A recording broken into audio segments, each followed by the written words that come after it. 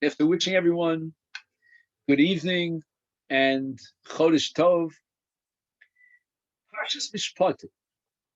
Rashi has a very important comment at the very beginning of the parsha, and he comments on the extra vav. It's very rare that a pasuk will start with a vav that connects you back to what came before. Ve'ela mishpatim asher tasim lifneihem. Rashi says, Ma rishonim misinai af elu misinai. As if to say that Rashi was bothered by something that somebody out there would think that these are not coming from Sinai. And the Mefarshim say, we'll take a slightly different approach, that the contents, the substance of Mishpatim are so logical and are rational that one might mistakenly conclude that it's not coming from Har Sinai. This is not a divine revelation. This is, in fact, something that that we can all come up with, perhaps, or any country, any society, any nation could come up with on its own, based on its own legal system. But I'd like to take a slightly different approach, because this, to me, is a springboard to discuss the entire book of Shemot and its structure, its framework. It would seem to me that Parshas Mishpatim is a wedge that splits the two parts of this chumash, and in a very unusual way. The first part of the chumash of Shmos is about Yetzias Mitzrayim, culminating in Har Sinai, in receiving the Torah. And after that, we have the terrible story of the Chet HaEgel. And after that, we have the Tzivui, the command to build the Mishkan.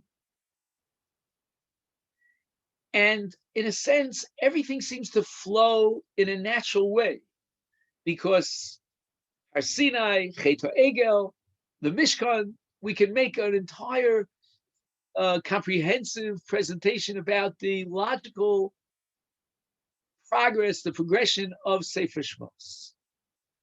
And then we get Parshas Mishpatim. Parshas Mishpatim comes on the aftermath of Har Sinai. In Yisro, we had the Aseret HaDibros. And Parshas Mishpatim is 4 chapters long, and the last chapter links us back to Har Sinai again.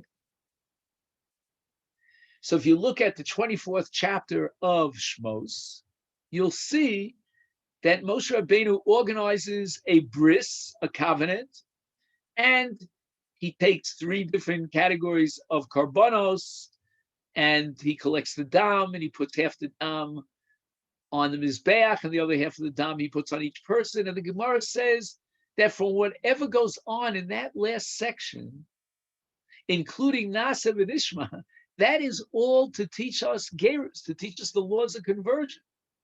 We actually derive the laws of conversion for any non-Jew who wants to enter into the Kedusha, the sanctity of Israel, from this parsha at the end of Mishpatim, which in a sense is a throwback to Har Sinai.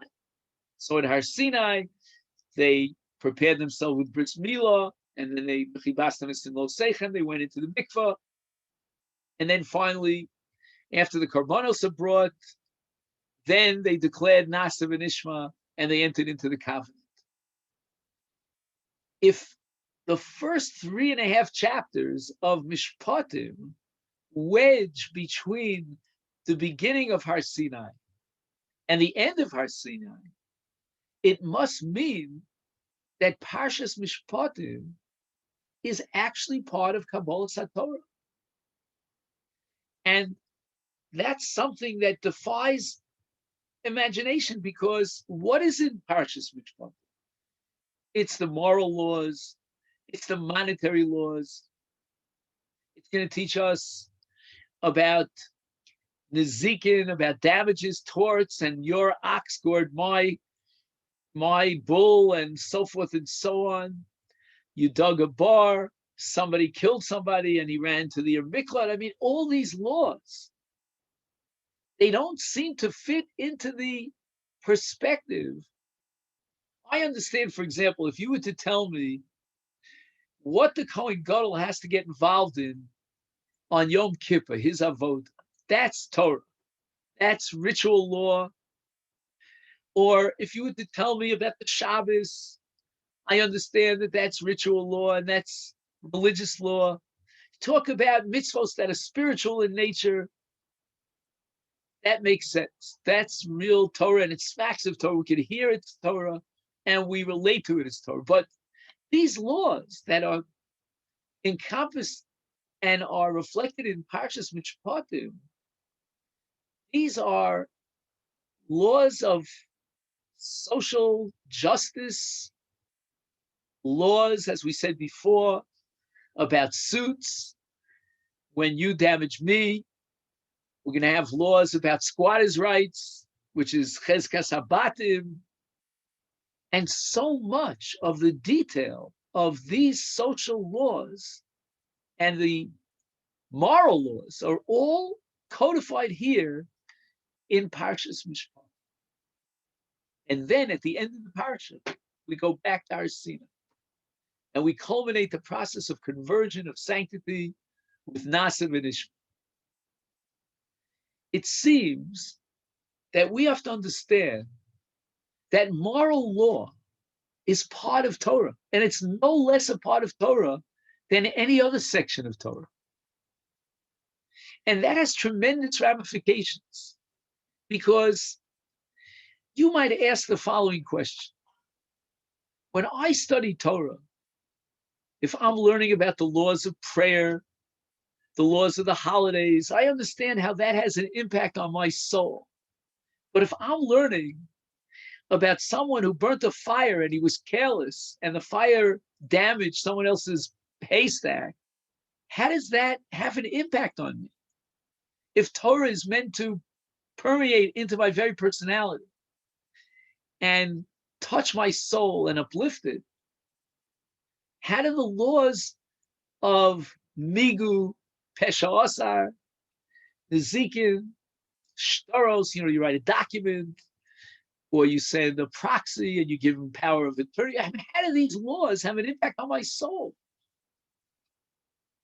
Very often I thought to myself that other nations of the world have their legal systems. How is ours different? But the answer is simple but very profound. Our laws come from the Almighty. They are divinely given. They are Torah. And they form an essential corpus of Torah. And once elevated to the stature and the status of Torah, it has an impact on the soul. You can take a law textbook and study for your law boards until you pass the law of the bar for endless hours. Many of my students have excelled in that field, but it will not make an impression and impact on the soul. That the law is that you're not allowed to study Torah in a bathhouse, in a bathroom. That requirement and that prohibition applies even to Parshas Mishpatim, no less than it applies anywhere else. The entire section, 1/6 of the Mishnah, is derived from this parsha, these 4 chapters of Mishpatim. And who would allow you to read that in a bathhouse, which is a Makom Tinu, a Makom Erev? You're not allowed to do so. The sanctity of the Torah encompasses every human experience. There is not an area of human behavior that doesn't come under our halacha. So when we enter into the covenantal community, and at the end of this parsha, after Moshe Rabbeinu is Zorik the Dam, and we get elevated by Kedushas Yisrael through conversion, what's included in that process of elevating us, of sanctifying us, of impacting on our souls, is the study of Parshas Mishpatim. And I want to go beyond that. When a person thinks Torah thoughts, not only does it have an impact on his soul, not only does it uplift him in a spiritual sense, but he also has an amazing communion, almost a unity with Almighty God, because God and his Torah are one and the same. So when I study God's Torah, it penetrates into my soul. God now and I become one. And that's the sanctity of the study of Torah. So I'm thinking now, what happens if Reuven says to Shimon, you borrowed 1,000. And Shimon says, I paid you back. So the law is that we believe Shimon, because if he was a liar, he has a migu, he could have said, I never borrowed $1,000. Reuven doesn't have proof. When I'm thinking those thoughts about a claim and a counterclaim, I have unified myself with the Almighty, because his chachma, his wisdom, and he are one and the same. Kuchabrichu v'oraisa chadu, Zohar says. And here I am, studying about squatters' rights, studying about the laws of documents, signatures, witnesses, how to structure a court, how to hear a case. And all that is what we call a hefzer shel Torah. It's all part of the corpus of Torah. And it's also another point here that we have to emphasize. As we said, if you study another secular legal system, and it's a great sophisticated legal system, it doesn't have an impact on your soul. It's an intellectual endeavor, and it's very exciting. It could sharpen your mind. In the case of Torah, you become a more sensitive individual. And you ask yourself, why? I can study the laws of Mishpatim, and it's an intellectual exercise, and I work very hard to understand the laws. Why does it have an impact on my personality? Why does it make me a more sensitive person? And the answer is because it's Torah. It's part and parcel of Torah. And that's why Rashi perhaps emphasizes that just like we learned at the end of Parshas Yisro, what we were given at Har Sinai, this Parsha of Mishpatim was also given to us at Har Sinai. That's the significance of the extra vav. And Rashi wants to emphasize that the Torah was given at Har Sinai and that Mishpatim were given at Har Sinai. It's all one. As an entity of Torah, whenever I study it with sanctity, with Kedusha, it's going to penetrate into my soul. It's going to transform my personality. That's how great Parshas Mishpatim is. The Gemara tells us that when you train a child and you give him a Torah education at young age, the first thing you should teach him is the Zikah, the laws that are derived from Mishpatim, from this parsha. I would think that we should start with Masechta Brachos, and we should learn about ritual law, about prayer, about reading the Torah, about the laws of a Beit HaKnesset, a synagogue, all the laws that are essentially Kedusha, sanctity, and ritual law that are meant to uplift us spiritually. Why not start the child in that way? Why start him with Nezikin? And on the one hand, you can answer me because Nezikin has a special propensity to sharpen the mind. The Gemara says, Yilma Dine Mamanos. If he wants to be sharp, intellectually advanced, let him dedicate himself to the laws, the monetary laws. But it goes way beyond that. To train a child from the beginning, he's a little 8-year-old, 9-year-old, to learn the Bavas, to learn those parts of the Shas, the Torah, of monetary law, of Mishpatim, that is transmitting to him a message about what Torah is. Torah is all-encompassing. And the laws that we are studying in Parshas Mishpatim are divinely given, no less than the laws of Avodas Yom HaKippurim of the Kohen Gadol.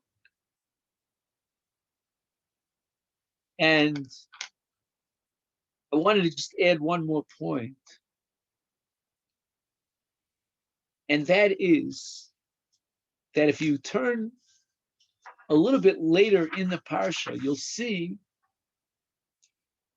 a similar idea in Perek Chaf Beis, Pasuk Aleph. In b'machteres yimotze agano, a burglar breaks into your house. You have the choice of turning over from one side of the bed to the other and allowing him to steal whatever he can. Your other choice is to confront him. If you confront him, he might kill you. He's a burglar. He's a very dangerous armed robber. And the Torah says that if you choose to exercise your rights to protect your money, and v'hukov a mace, and you kill this burglar, ain't lo damin. The Torah says that's not murder at all. The Torah is guaranteeing and codifying in law your right to defend not only yourself, but your property, your possessions. Our Torah doesn't accept the turn the other cheek philosophy. Or like the philosophy of Gandhi and Nehru after him, the philosophy of passive resistance. We're not going to actively fight evil. We'll passively protect ourselves against evil. No. That's not a Torah hashkafa. Reject that. The Torah attitude is we will actively seek out evil and destroy it. And not only do we have the right to do so, we're even morally obligated to do so. I would like to study with you tonight Parshas Mishpatim from the perspective of monetary law and what we can learn from monetary law. There is so much to be derived from this parsha, both halachically according to the law and understanding the Torah's legal system, and from a philosophical or a moral perspective. There's so many lessons here and nuances and teachings that we could derive from this parsha. So let's go off and start our voyage. Let's begin at the beginning, which is the parsha of Eved Ivri. And the Torah says that Ki sikne Eved Ivri, Sheish shanim yavod, ubishviyis yetzei lechafshi chinam. So first of all, let's talk about this idea that you could only hold on to a slave for maximum 6 years. 7th year, he goes free.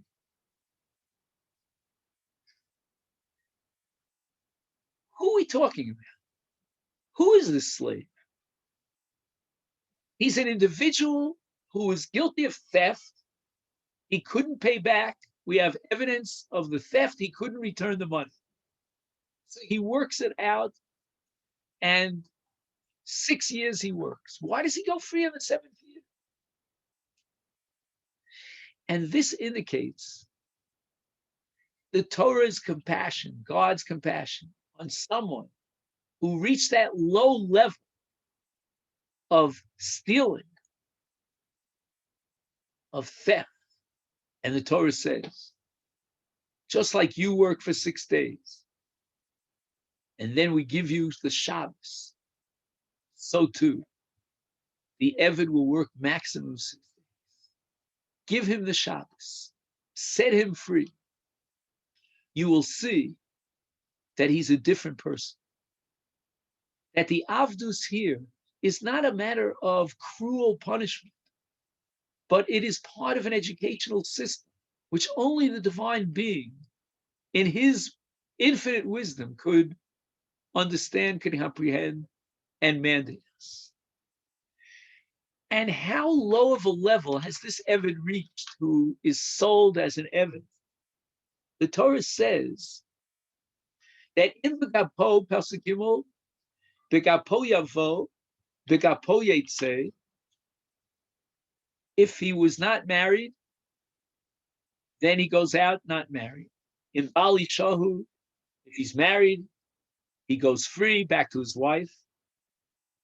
And then the Torah in Pasuk Daled allows the master to marry him off, so to speak, to a shivcha. And the Gemara goes through this in Masechet Baba Basra. But my friends, just think about what's going on over here. A shivcha, as far as Jewish marriage law is concerned, is not Jewish. If a man has a relationship with a shivcha, a Jewish man, he has violated the Isur of Kedesha. And there is no marriage between a Jewish man and a shivcha. How could the Torah not only condone, but even point the finger at the Adon, at the master, and say, marry him off to a shivcha? The marriage is not valid. And what does the master gain by this? They have children, and those children belong to the master. But an Eved, we're talking about an Eved Ivri, he's a Jewish man. And you see how low this person has got. But Chazal say that if he's a single first fellow, then the Adon is not allowed to marry him off to a shivcha. Only if he's married. And the answer is that once a Jewish man is married to a good Jewish woman, his experience in the realm of relationship with with a woman is elevated to a sense of kedusha, of sanctity. And again, this is Torah wisdom, that the Torah allows him, the master, to marry off his Eved to a shivcha. How could that be? But the Torah understands that this man has already tasted, so to speak, the relationship that's sanctified.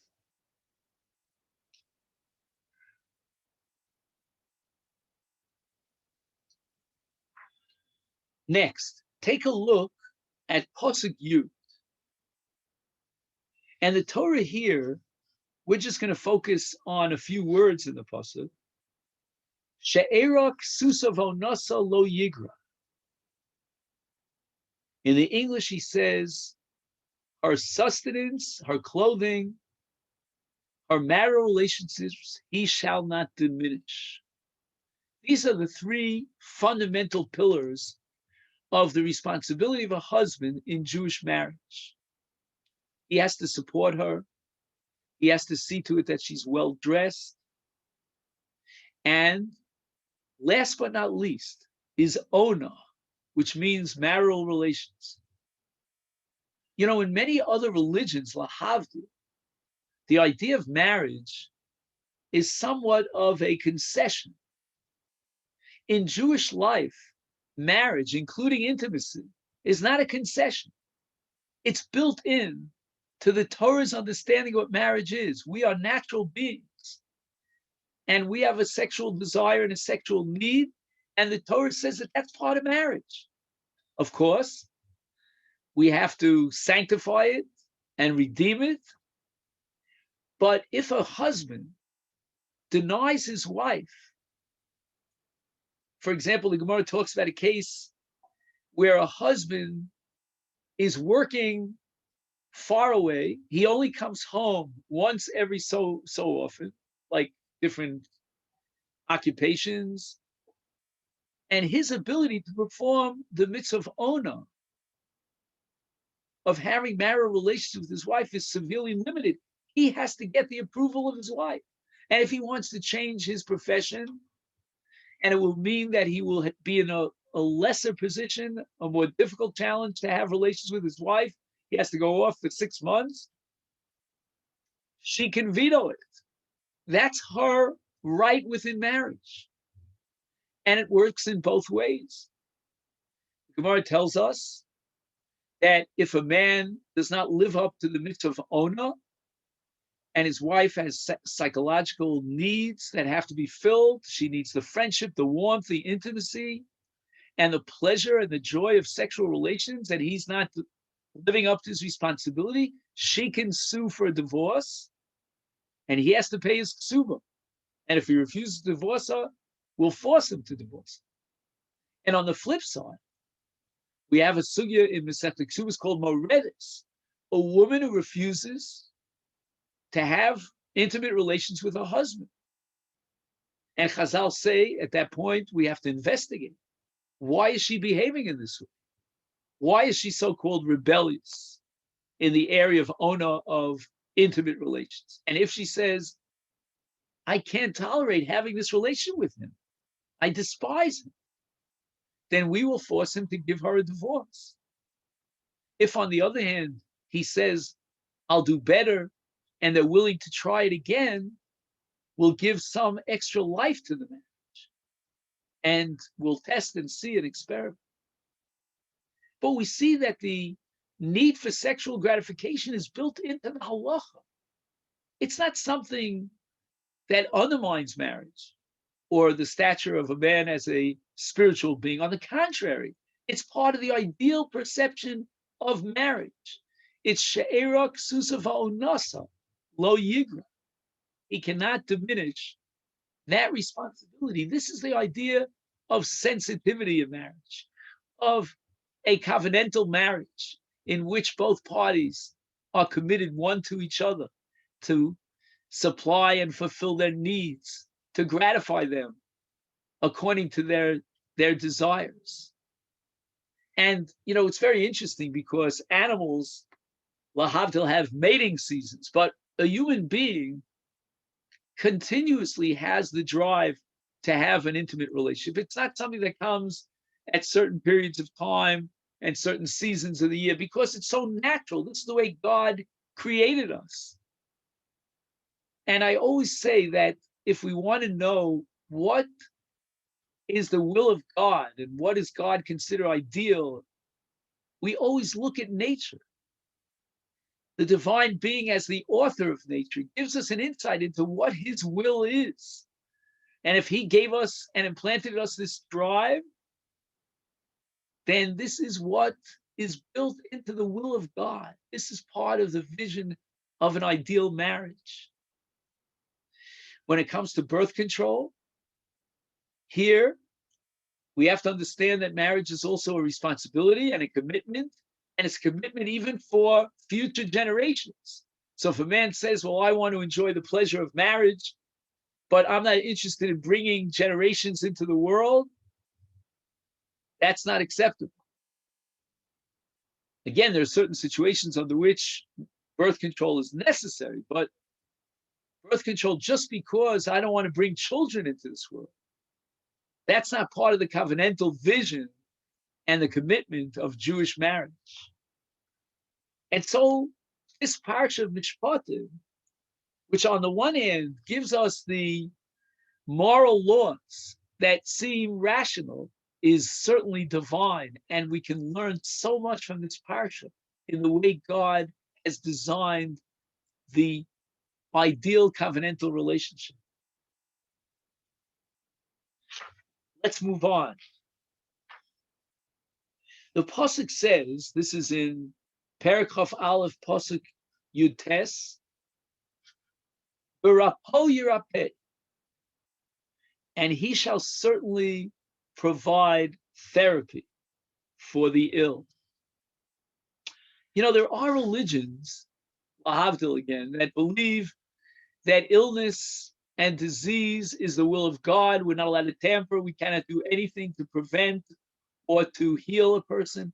The Torah says, Rapo yirape, mikan nitna Torah rishus l'rapos. The Torah gave license to man to administer medical therapy. Not only that, the Rambam writes that it's a mitzvah. It's not just a permission. And the Shulchan Aruch in Hilchos Yeridea writes that if a person has the capacity to serve as a physician and he doesn't do so, and he doesn't help the ill, then Areu Keshofech Damin, he is like a murderer. A person who has the training and the ability, the experience to be a physician is obligated to help and give therapy to other people who are ill. And this, I think, is such an important message. Yes, we suffer sometimes because of our sins and its retribution and its schar v'onesh, And certainly every illness is machayev. It generates a responsibility to do tshuva, to make a cheshbon nefesh and concentrate and scrutinize our actions, try to figure out where we went wrong. All that is true. But it doesn't mean that God is not challenging us with the responsibility to try to diminish evil and suffering, to try to rescue those who are suffering. And therefore, this is part of the concept called Kvod HaAdam, or Kavod HaBrios, the dignity of man. The greatest expression of the dignity of man is when we use the faculties that God has bestowed upon us to try to uplift man's situation, to alleviate suffering. And all of medicine and medical science is all written in these two words from a Jewish perspective, Rapo Yirape. As I said before, we don't believe in passive fighting against evil. If there's evil and there's suffering, we have to be active to uproot that evil. And here, God created us in a way that he wishes for us to alleviate any sort of suffering, whether it be medical, whether it be psychological suffering, v'rapo yirap. And as man progresses, he should be realizing with every passing time what great gifts and talents Almighty God has bestowed upon man. Because as science develops, man becomes capable of such amazing achievements in technology and in medicine. At the beginning of the creation of man, God says, V'kivshua, conquer the world, subdue the world. All those forces in nature that are challenging, their adversities, and all the storms and the natural resources and experiences, tsunamis and what have you, that challenge man to create a world that can be populated, that can fight off all these diseases. Here we're going through right now such difficult times. And there's no doubt that God is challenging us. Take all the endowments and all the talents that I've given you, tremendous intellectual potential of man, and utilize them. Conquer evil. I remember when we landed a man on the moon, and many people were facetious, and they said, what's the big deal? Who cares? But we have utilized our abilities, our amazing, almost limitless talents and endowments to land a man on the moon. That's a tremendous achievement. We have to fight any challenge of evil actively and not be passive. An amazing and fundamental message that God has given us here in Parshas Mishpatim, V'rapo Yirape. Fast forward, if you will, to Pasuk Chav Dal, one of the most famous verses in the entire Bible. Ayin tachas ayin, shame tachas shame, yad tachas yad, regel tachas. Eye for an eye, a tooth for a tooth, a hand for a hand, a foot for a foot. Imagine the cruelty of someone who maims another human being. I don't want to even describe an eye for an eye and a tooth for a tooth. I mean, now if you read this puzzle and translate it literally, it means that he who took out someone else's eye, we will take out his eye. And that in Torah Shabbat, in the written Torah, is what it says. You can't deny that. Yet Chazal, and there's almost an entire chapter, Perek HaChovel, in Bava Kama dedicated to this, tell us, based on Torah Shabbat, that ayin tachas ayin means mama. We will evaluate and decide how much money he has to pay as a compensation. So why then, I ask the question, did the Torah use such a tricky language, so ambiguous, almost deliberately misleading us into thinking an eye for an eye. But the answer is that if the world could operate with pure justice, then we would have to take this pasuk literally. You took out his eye, we will take out your eye. Amongst the various proofs that the Gemara adduces to establish that we can't take this pasuk literally is the case of a victim who has two eyes, and the attacker has only one eye, and he took out one of the two victims' eyes. If we were to take out his eye, he's totally blind. There are many other such proofs in the Gemara. Ayin Shom, you can take a look. And the Rambam, when he codifies this Gemara in Hilchas Chovel Umazik in the first parak, he writes that an eye for an eye means money. And he goes on and he says, our fathers witnessed this. Now, what does he mean when he says our fathers witnessed that an eye for an eye is not literal, but rather pay and compensate for the eye? The Rambam very rarely uses that term, that avosenu heidu, and he invokes the testimony of our fathers.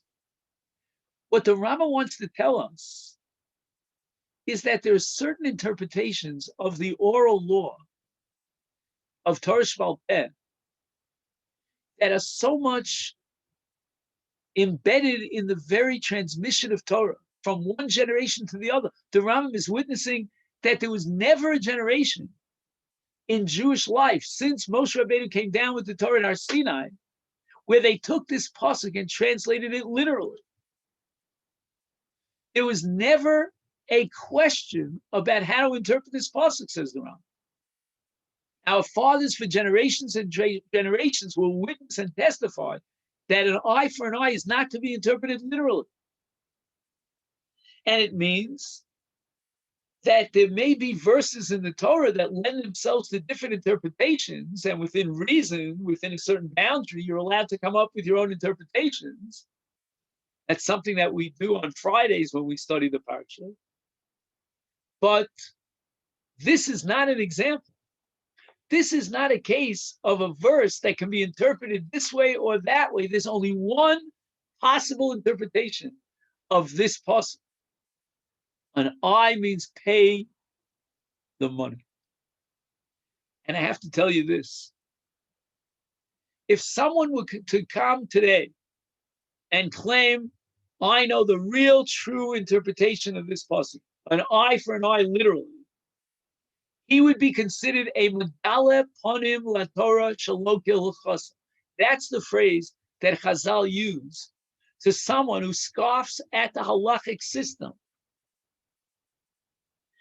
And if I were to give you an example from Parshas Emor, the Torah says that on Sukkot we have to take a pre-Eitz Hadar, and Chazal say that means an Esra. Somebody's going to come along and say, no, that's not what a pre-Eitz Hadar is. I have a beautiful fruit that's growing on my tree in southern Florida, and it's got a magical taste to it. That's the pre-Eitz Hadar. Such a person would be considered kofer b'halacha. He is denying the tradition of Israel.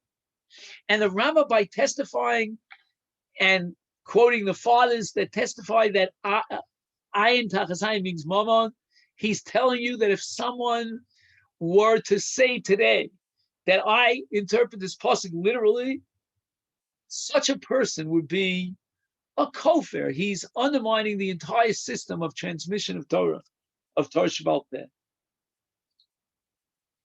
Therefore, this traditional interpretation of the pasuk is ironclad. It doesn't lend itself to any question. I'd like to fast forward now to pasuk Lamed Gimel.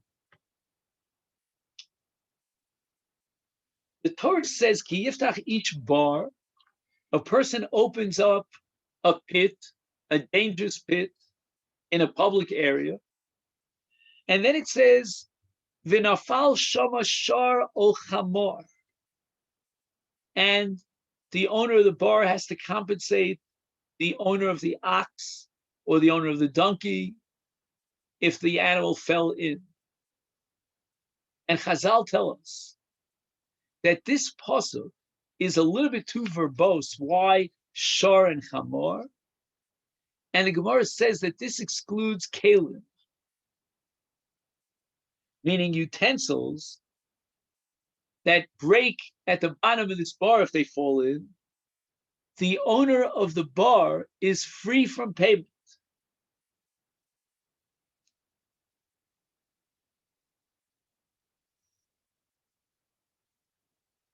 What's the difference between a utensil and an animal that fell into the bar? We can only guess that an animal, kishmo kenu, is animated. It has motion. The bar is a direct threat to anything, a human being or an animal, that moves from place to place and could fall into this pit. But a utensil, which is an inanimate object, doesn't have in and of itself the propensity, the ability to fall into a bar. And in that sense, when he built the bar, when he dug the bar, he did not create a mazik for kalim, because at status quo, the utensil is there and it stays where it is. The bar is here, and never the twain shall meet. And then the Torah goes on to say, in the next pasuk Lamed Hey, v'chi gof shar ish shari'ehu. When a man's bull strikes his friend's bull and it dies. And the Torah goes on to delineate how much compensation he pays. I have to tell you that when I was a young man, younger than 30, I studied in the University of Berlin. And the professor in Berlin in the early 30s was Heidegger. Now, I don't know if you know anything about Heidegger. He was the chairman of the philosophy and ethics department at the University of Berlin. He taught ethics. Shortly after I took that class, the Nazis rose to power. And Heidegger was one of the first to sign up with the Nazis, together with his whole cohort, all his professors of philosophy and ethics. It's just a shock.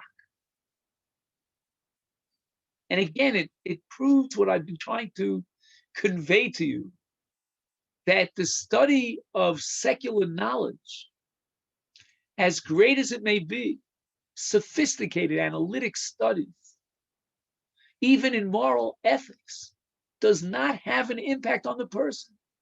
How can a person be in charge of ethics and be the first one to sign on to the most cruel movement in history? But when we read this pasuk, Ki yigach shar isha shari'ehu, we read it as divine Torah. It has inherent, infinite sanctity to it. And it uplifts the person. We don't know how it happens. It's something metaphysical, how Torah makes a person more spiritual, more sensitive, more refined. He becomes, as the Mishnah describes it in Avos, a compassionate person. And it's really a strange phenomenon, because when we study these laws, we use what's called lumbus, which means conceptual methodology. We are very analytic. We classify things. We define them. We create an entire complex of interrelated halachas. How does that brilliant intellectual effort have an impact on the soul? How does it uplift us spiritually? How does it make us more keen and sensitive to the needs of others? It's just something metaphysical. It's something that we can't explain. It's something that's inherent in the power of Torah to elevate the person, his mind, his heart. This is only because Torah comes min hashamayim. It comes from the divine being. And of course, in the next pasuk, which we mentioned earlier, just to quickly review what we said at the beginning of Perek Chaf Beis, you're talking about a burglar that breaks in, and you defend yourself, and you strike him dead, and you're not in any way held responsible or liable for that act. It's the right, inalienable right of a person to defend his property. And if it means actively doing so, even if he has to confront a person with a very dangerous weapon, the Torah says, Ein lo dam. He can defend his property, even if the result is an act of killing someone. So when we talk about the covenant and the community of the covenant, we're not talking about meek, timid people who have to turn the cheek. Go back to Moshe Rabbeinu. Does Moshe Rabbeinu turn the cheek? Does Moshe Rabbeinu sit idly watching a brutal Egyptian putting blow after blow into a slave, a Jewish slave, a Hebrew servant? And according to one opinion, Be'egrofiko, Moshe Rabbeinu hit him with his fist, with physical might. This is our way of protecting ourselves. And I remember when I arrived in New York in my early years, there were some outbreaks against the Jews. There were certain gangs that were anti-Semitic. And Jews protected themselves. They went out and they beat up this gang. And we were all so proud. It was like Moshe Rabbeinu hitting the mitzvah. And this is what the Torah says, that if you confront this burglar to defend yourself and your property, you are within your legal rights to do so. You are actively fighting evil. And it's not considered in any way an act of murder. Think about the personality of Avram. The Torah tells us he was quite wealthy. He was really a man, a successful man in this world. And yet, the same Avram was willing to sacrifice his son. Judaism asks of us to be an integration of two types of personalities. On the one hand, we defend ourselves. We are powerful.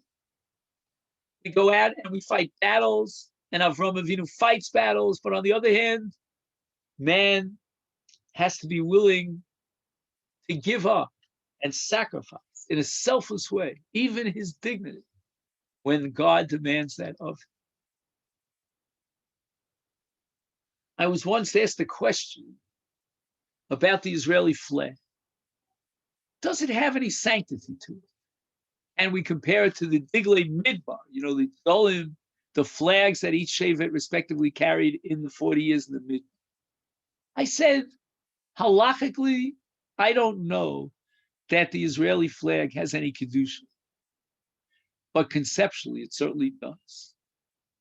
Because the Gemara tells us that Haruge Malchus, Kovernosam Bibigdeha, that if a Jew is killed because he's Jewish, we bury him with his clothes, his blood-stained clothes.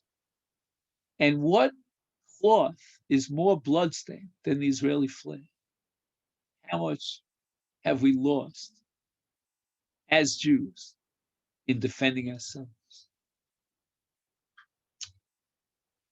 Let's take a look now at Pasuk Vav. Kitein ish el re'ehu kesef o kelim lishma. This is the parsha of the Shomer. I deposit an object in his possession, in his domain, and he is safeguarding the object. And the Torah has many complicated laws as to whether or not This shomer would be held responsible to compensate in effect if the object was stolen, it was damaged. What are the responsibilities of the shomer? But shivim panim la Torah. There's so much depth in the Torah, and it could be understood on so many different levels. This concept of ki yitein ish al re'ehu kesef o kelim lishma is really symbolic. It's a metaphor on that level of remez for our very bodies and souls. God gives us a deposit.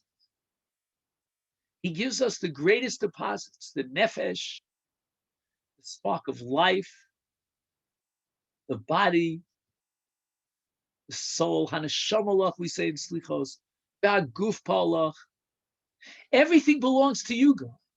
You are the mafkid, you are the depositor, and you've given it to us for as many years as we can have it, some for 60, 70, 80, 90, 100 years, and then we return it to you. And you come and you ask it back, and we are obligated to return it. All of man's talents, all of his kishronot, his endowments, are like this kesef okelim lishmar.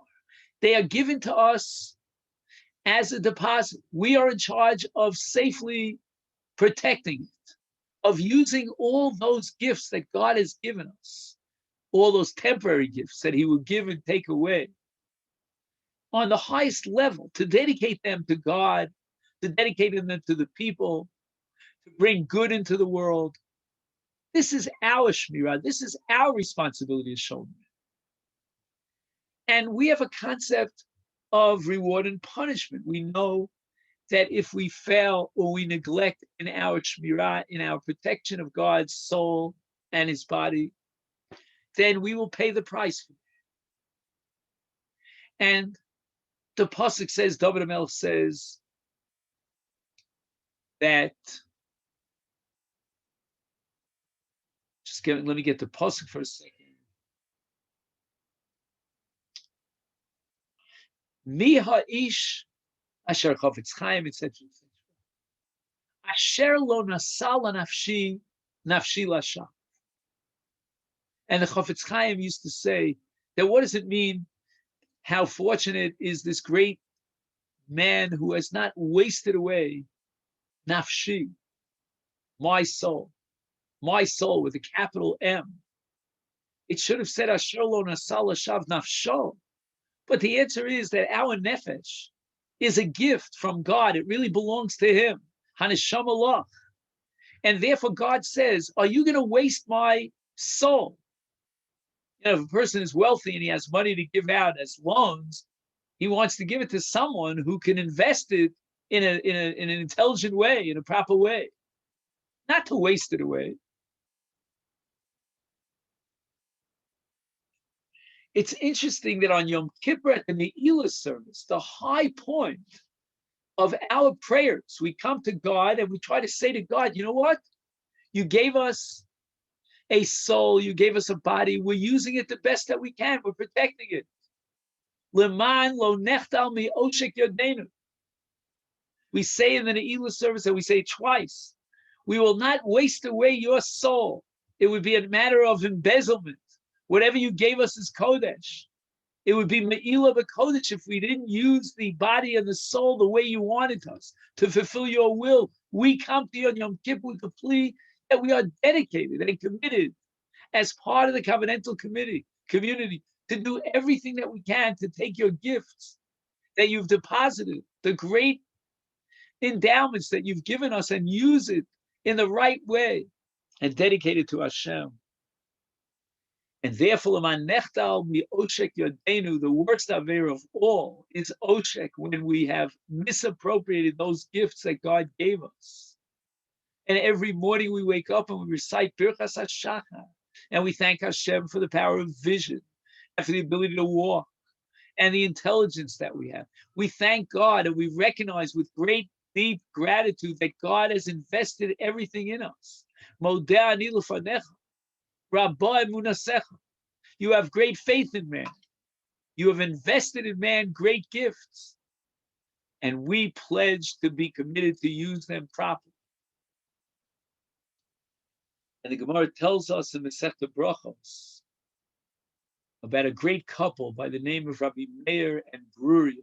To talk about these people and their greatness, we would require hours and hours. And they had twin boys, and on one particular Shabbos, they died. And Bruria covers them over and conceals the bad news from her husband, Rabbi Meir. She didn't want to upset him on Shabbos. And after Shabbos, when it came time to reveal the tragedy, she asks Rabbi Meir a question. If a person deposits an object in your possession, and now he comes to demand it back, do you have to return it? And Rabbi Meir says, for sure. And then she shows him what had happened, that this great deposit was now being demanded back by its rightful owner. It always bothered me that the Gemara takes this question of Bruria to her husband Rabbi Meir and immortalizes it for all eternity. What was her question? If you read the Gemara literally, translated literally, she was asking him the most obvious, simple question. A man deposits something in your possession, you want it back? Do you have to return it? It's not appropriate for someone as great as Bruria to have asked such a question.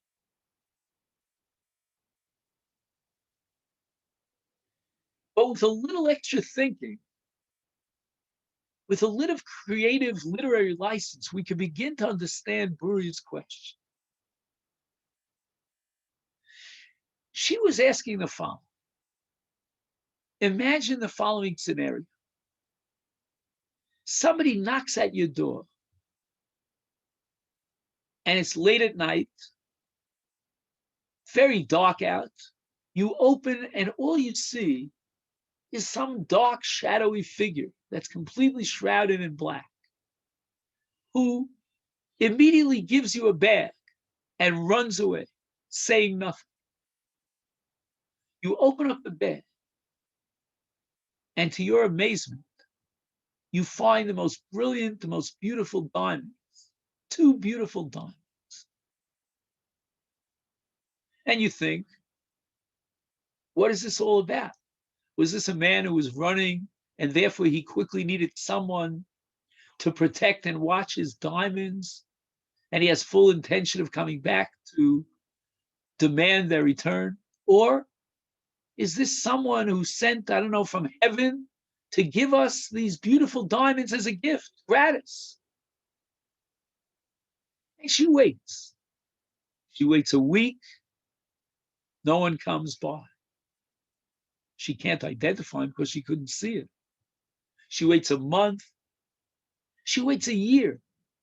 And years go by. She begins to think, this must have been a gift. This could not have been a picadon, as we call it, for safe deposit. The man is not coming back to demand his diamonds. They're ours. And then, on one particular Shabbos, on a Friday night, there's a knock on the door.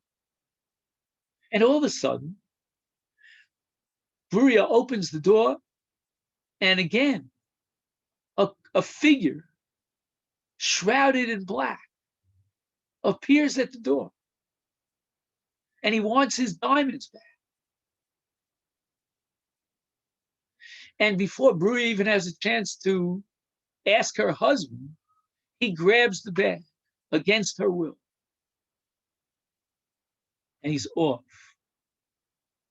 never to be found again.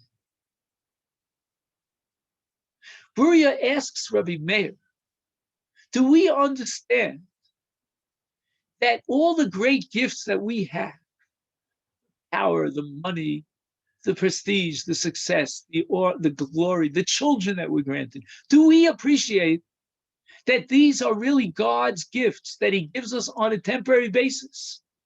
These are deposits that he puts in our safekeeping. And if we protect these deposits properly, then maybe he'll give us a long extended time period to have these gifts. And perhaps if we are careless in the way we watch it, he'll take it back early. But whatever it is, either way, when God decides that he wants to reclaim his object, so be it. And metaphorically, she was conveying to Rabbi Meir that we were granted for many years these children, beautiful diamonds. And these were gifts which we couldn't really fathom how great these gifts are. Where are they coming from? The divine hand was not clear. And now, in the deep, thick darkness of night, on that despairing Shabbos afternoon, God comes to demand in return his deposit. We have to acknowledge, we have to appreciate that everything that we have is just a pikadon. It's only a deposit. And sooner or later, the depositor will come to demand his deposit in return. I know the hour is late. Maybe perhaps we'll have time for just one more pasuk. I'm fast forwarding at a lot that I'm skipping. But if you open up here in the 22nd chapter to pasuk of Dal, pasuk of Beis, Im anei sa'aneh oso, the Torah is talking about the unfortunate widows, orphans, and if we oppress them, the Torah says they will cry out. And God says, I will hear their cry. V'chara api, and my anger will rage. V'aradti eschem b'chara. And mida keneged mida, your wives and your children will be widows and orphans. The Medrash in Eicha describes the death of the 10 great martyrs of Israel. And in that description, the Medrash says the following. When Rabbi Shimon ben Gamliel and Rabbi Shmuel appeared before the Romans, and they were condemned to death, Rabbi Shimon wept, and Rabbi Shmuel turns to me, he said, Sir, you are 2 steps away from the bosom of the righteous, and you are weeping? And to this, Rabbi Shimon responded, I weep not because of death, but because we are being executed as if we were murderers. And Rabbi Shmuel responded, perhaps you were at a table, you might have been asleep in bed, and a woman came to inquire about her ritual purity. And your attendant told her, he's asleep. And the Torah says, if you torment a widow and orphan, I shall kill you by sword. What was wrong with Rabbi Shimon's conduct? After all, he was exhausted. Rabbi Shimon represented the Jewish community to the cruel, tyrannic Roman government. He was constantly being called upon to face those challenges. He came back to his home, his modest abode, after an exhausting day. Perhaps he hasn't slept in hours, days, and he's resting. So his attendant is given an instruction not to bother him. But this widow comes by, and she has a question, a halachic issue, and she is pushed aside, so to speak. My master is sleeping, I cannot disturb him. And she sheds a tear. The thought occurs to her that if her husband were alive, he was a very significant member of the community. Certainly, the attendant would have taken the license to wake up Rabbi Shimon from his sleep. But because I'm just a widow of no great significance, Rabbi Shimon is left to sleep, and his attendant is loyal to the instruction not to disturb. And so this widow sheds a tear. How sensitive is the Torah to the plight, the psychological anguish of an orphan, of a widow?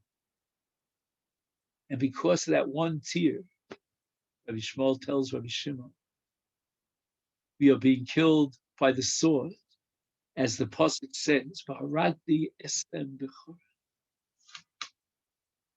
This is the great morality of the Torah.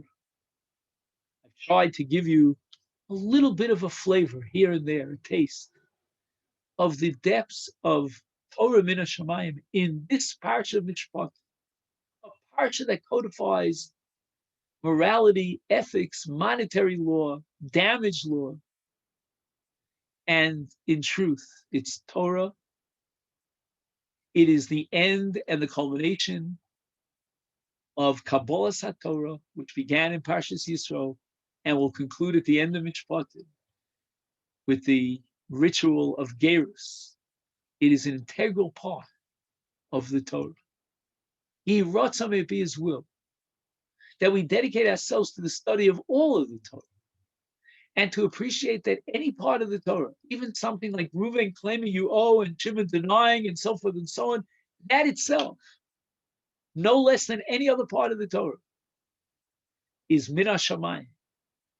It's a divine wisdom which has an uplifting impact on our souls, as Torah does. And I think, in Yirtzeh Hashem, if we can move forward in our study of Torah with that attitude, we'll be uplifted, we'll be more sensitive individuals, and we'll bring in Yirtzeh Hashem, Mashiach Tzidkenu, the end of all sorrows, in Erev Yameinu. Thank you very much. Man, thank you, Rav. And Shabbat Shalom. Rabbi, thank you. Shalom. Thank you so much. Shkoach. Shkoach Rav. Thank you so much. We'll see you soon. Later.